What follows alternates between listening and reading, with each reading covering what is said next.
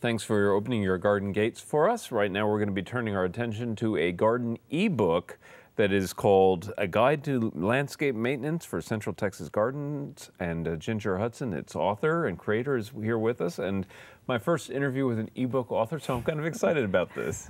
Thank you. Thank you for having me. Well, this is a great topic for gardeners out there. Lots of people have this love for gardening and this desire to get out there and do things in the garden, but so often they don't have the pictures and the instructions to go with what they want to accomplish.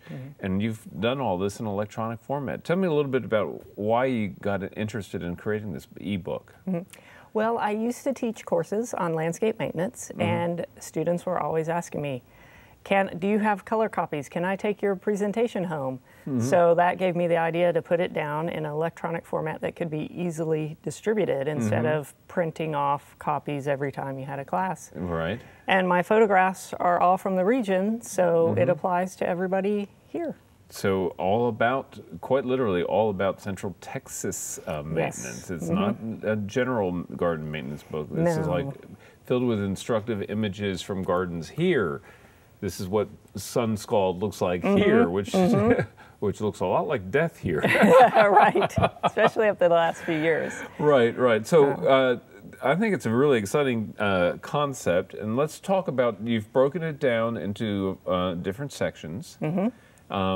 Appropriately, I think, starting with tools. Exactly. For the first-time homeowner who may not have ever gardened before, they know they need these tools, but they don't know what to look for. They don't know how it should feel in their hands, how it should work, what material it should be made of. They may not even know what it's called. Right. So I have a basic set of tools that everyone should have in their shed here. And give them some tips on how to select one that works well for them. Well, and there's a classic on that, and that is the essential garden tool, which are your hand clippers. Yes. The absolute essential garden tool. More than half of those that are sold are probably those stupid anvil ones, which nobody should buy, right? Exactly, and so I have a great picture here that shows you the difference between the anvil and the bypass and why the anvil wears out, especially with the plants here, a lot of times. Yes, and I can't even imagine a lot of the plants I garden with using an anvil on. Just smushes the branch, and those kind of tips I do describe so people understand why not to buy a certain type of tool. And you also take the homeowners through the garden season by season, which I think is really critical.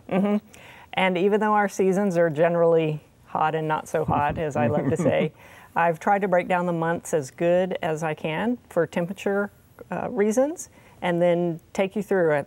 Chapter starts out with a list of what you do in that season, and then it proceeds to describe what those tips are. And then if you need to know how to do them, jump over to the technique section to understand how to do what you were told in each season. And it's all very easy to navigate, and we're entered this whole new realm of the touch screen, which, and I'm sure that there is going to be a generation growing up, that is growing up, that doesn't know what a book is. Only with these, yes. So this can be very useful to them. Now, let's get in to some of the for example kinds of pieces of this. Now, a huge piece of garden maintenance comes after our first freezes, for example. There's a lot of cleanup work to do. So give me a little walkthrough of what that looks like and how you explain things in the book. In the book, in the techniques section, you would go to find the pruning section. So the techniques are broken out into planting, soil amending, pruning, weeding. So you'd go straight to the pruning section, and there is a slideshow that shows what our typical common plants look like when they freeze and what they will look like after you cut them. Right. To give you no fear that wherever you need to cut it, it's where you need to cut it, and here's the example. Well, that's good, because you know, often on radio, for example, I'll tell somebody, cut the plant to the ground, and you can hear this gasp of disbelief, like, surely you're not telling me to do that. You know, that will absolutely kill the plant. I was like, no, cut the plant to the ground. And that's not true, obviously, of all plants, but often for a lot of our perennials, you need to do it. And I do have lists of the different types of plants, perennials, whether they're hardy, herbaceous, trees, to give you an idea. This one goes this far, this one doesn't. Right, right. Well, there are other pruning examples. Rose pruning is another one that you have lots of instructions on. And a great plant to pick because I have a wonderful interactive image of a rose stem. Okay. Telling you where to cut and why, even the angles, and it zooms into the stem. However, I do explain this applies to any plant. All plants have leaf branches, all plants have nodes, and the plants that have flowers, you can see where you would come down from your flower. Right, right. Well, this is, I think, invaluable because so much of gardening is visual knowledge. You can talk about it until you're blue in the face, or you can read about it in a book, but if you don't have that kind of visual cue, you know, I can talk to Joe on the street about leaf nodes, and I'm going to get a blank stare. Right. Show him a blank leaf node and where to cut. Right. So I think that's absolutely terrific. Another section of the book has to do with transplanting. Time to move, and you have some great illustrations there as well, right? Correct. And so I also explain when to transplant, but so I go into the time of transplanting, how you do it, even photographs of this is what your hole might look like, and this is what your plant should look like in the hole, and this is how you mix your native soil and your compost, and step by step, so it's very easy to follow. Again, it's for someone who may never have done it before. Right. And there are examples of some follow-up, too, and you have a rather grim photograph in there. A lot of good watering tips and examples and techniques. Right. Very thorough description on watering, because as you know, it's very important here. And I do have a gallery that does show, like you said, what something might look like if it didn't have enough water, or if it was sunburned or windburned.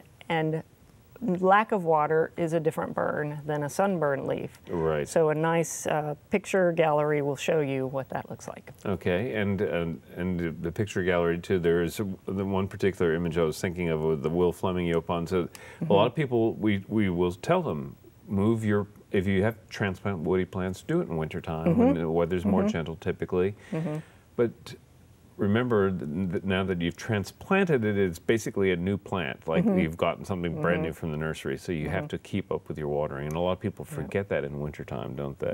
Yeah. And it can be, just because the temperature's cooler doesn't mean the roots are growing anymore. We still may not get rain. Right. So watering in the winter is very important. Right. Yep, treat it like a new plant. Right. Another very commonsensical section of the ebook has to do with the wrong plants for the particular spots. You know, walk me through some of your tips there. Yes, just when you think of maintenance in general, understanding that 90% of maintenance problems are environmental, which means the wrong plant was put in the wrong place. It's getting the wrong amount of water for where it is. It's in the wrong type of sunlight. Right. So assessing your environment and having a few pictures that show too much shade, not enough shade. It's going to get under leafy if it's in the shade. It's going to cook if it's in the sun. So going through your plant list and understanding your garden, are these in the right place, and picking the right ones. Right, right. And again, there are some excellent illustrations in the book. You know, I'm thinking about sun scald this year because I lost a big tree in my garden. And plants that had been growing in deep shade for decades all of a sudden are exposed to the full baking sun. So I've been seeing a little sun scald, but a lot of folks wouldn't know what that was really. Why it happened, and forgetting that this tree was protecting those plants all this time. So a lot of good examples of common plants that we use here that I've shown with sun scald. All right.